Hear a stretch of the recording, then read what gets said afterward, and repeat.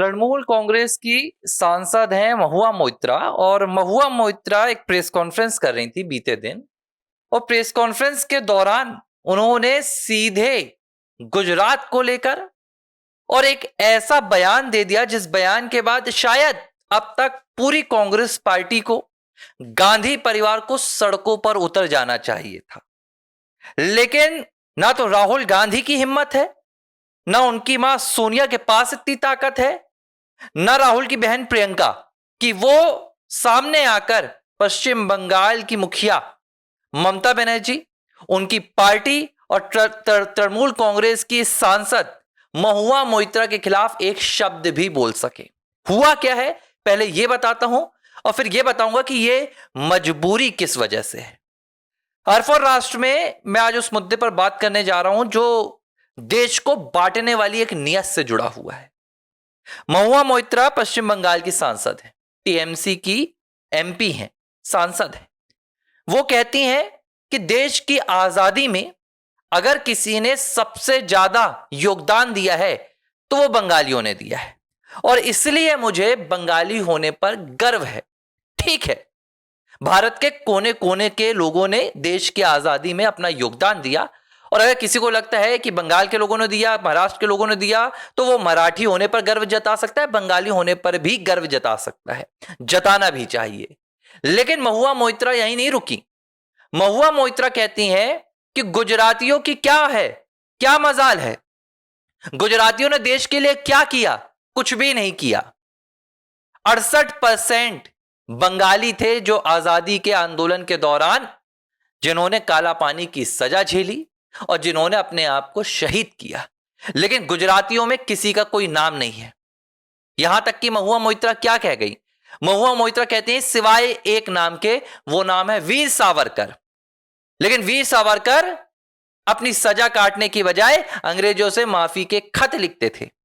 पहली बात तो बड़ी शर्मनाक है कि महुआ मोइत्रा जो पश्चिम बंगाल की एक सांसद हैं, उन्हें देश की आजादी से जुड़ा हुआ कोई तथ्य नहीं पता। देश के स्वतंत्रता संग्राम आंदोलन का उन्हें कोई अता पता नहीं है। एक अनपढ़, जाहिल, गवार व्यक्तित्व का परिचय दे रही हैं महुआ मोइत्रा। इनके नाम के सामने माननीय लगता है। इस पूरे देश के कोने कोने से, चाहे वो बंगाल हो, गुजरात हो, महाराष्ट्र हो, मध्य प्रदेश हो, उत्तर प्रदेश हो, आंध्र हो, तमिलनाडु हो, कोई कोना ऐसा नहीं है जहां से आजादी का बिगुल ना बजा हो। जबलपुर हो, आपका नागपुर हो, मुंबई हो, दिल्ली हो। तो सबसे पहले तो आजादी के आंदोलन को एक क्षेत्र में बांटकर यह अपनी घिनौनी मानसिकता दिखा रही है कि पश्चिम बंगाल चुनाव जीतने के लिए यह स्वतंत्रता संग्राम आंदोलन को भी बदनाम करने से पीछे नहीं हट रही। दूसरी बात, अल्प ज्ञान और अनपढ़ता। इन्हें लगता है कि वीर सावरकर गुजरात से थे। इन्हें नहीं पता कि विनायक दामोदर सावरकर जी का जन्म महाराष्ट्र के नासिक में हुआ था। वो मराठी थे, मराठी मानुस थे। लेकिन चूंकि भारतीय जनता पार्टी, चूंकि आरएसएस, चूंकि प्रधानमंत्री नरेंद्र मोदी का संबंध गुजरात से है, तो इन्हें लगता है कि विनायक दामोदर सावरकर जी भी गुजरात से थे। यह इनका इतिहास है। सिर्फ अंग्रेजी बोल देना आपकी शिक्षा का प्रमाण नहीं हो जाता है।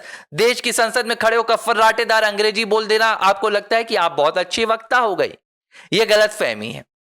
दूसरी चीज, इस पूरे बयान के बाद पूरे देश का जो प्रबुद्ध वर्ग होता है, जो शिक्षित वर्ग है, जो इतिहास जानता है, जो देश की अस्मिता को जानता है, वो महुआ मोइत्रा का विरोध कर रहा है और सिर्फ एक नाम की याद दिला रहा है।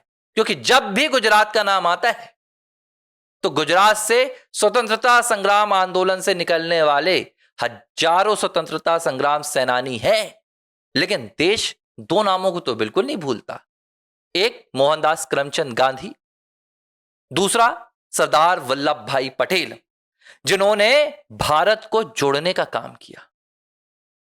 लेकिन आप कल्पना कीजिए क्या होती है राजनीति।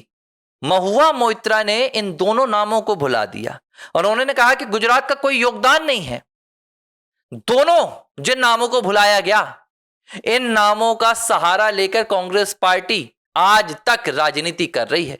महात्मा गांधी, सरदार पटेल। वैसे सरदार पटेल का नाम तो भुला दिया था उन्होंने, क्योंकि उन्हें सिर्फ एक नाम की जरूरत थी, महात्मा गांधी की, मोहनदास करमचंद गांधी की। और इसी नाम के साथ आज एक परिवार भारत की राजनीति में टिका हुआ है, गांधी परिवार। लेकिन महुआ मोइत्रा के इस बयान पर गांधी परिवार बिल में घुस गया है। गांधी परिवार की एक चूं से चा नहीं निकल रही है। क्यों? क्योंकि वो पश्चिम बंगाल की मुख्यमंत्री ममता बनर्जी से डरते हैं। कौन डरता है? राहुल गांधी डरते हैं। राहुल को डर है कि अगर वो आकर पश्चिम बंगाल की टीएमसी या महुआ मोइत्रा या ममता बनर्जी के खिलाफ बोलेंगे तो दिल्ली में जो उनकी विपक्ष की कुर्सी है, जो दिल्ली में उनकी विपक्ष की नेता की साख है, ममता बनर्जी उस पर पानी फेर देंगी। अगर ममता बनर्जी ने दिल्ली का रुख कर लिया तो राहुल गांधी का जो पूरा विपक्ष का खेल है वो खत्म हो जाएगा, क्योंकि ममता एक नहीं 3-3 बार प्रयास कर चुकी है। लेकिन पश्चिम बंगाल को संभालने की एवज में, हालांकि देखिए होना कुछ नहीं है, लेकिन विपक्ष में अपनी लड़ाई चल रही है। राहुल गांधी की इतनी हिम्मत नहीं है कि वो सीधे विपक्ष की एक पार्टी का सामने आकर विरोध कर सकें। अब कल्पना कीजिए यही बयान भाजपा की एक नेत्री ने दिया होता।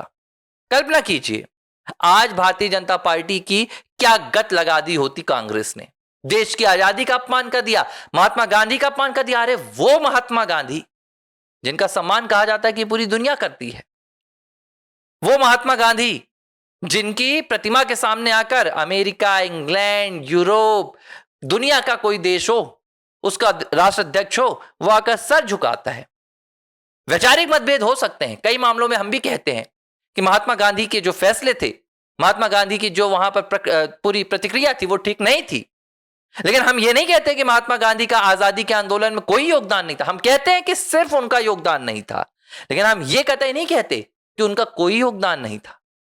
1916 में महात्मा गांधी ने जब पूरे भारत को एक करने का काम किया तो जो स्वतंत्रता संग्राम आंदोलन था उसमें उछाल आया था, इसे नहीं ठुकराया जा सकता।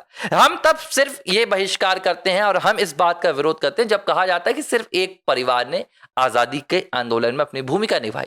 जब भगत सिंह, सुखदेव, चंद्रशेखर आजाद, मंगल पांडे, इन सभी को भुलाया जाता है, चरफिकर बंधुओं को भी भुलाया जाता है, तब हम विरोध करते हैं।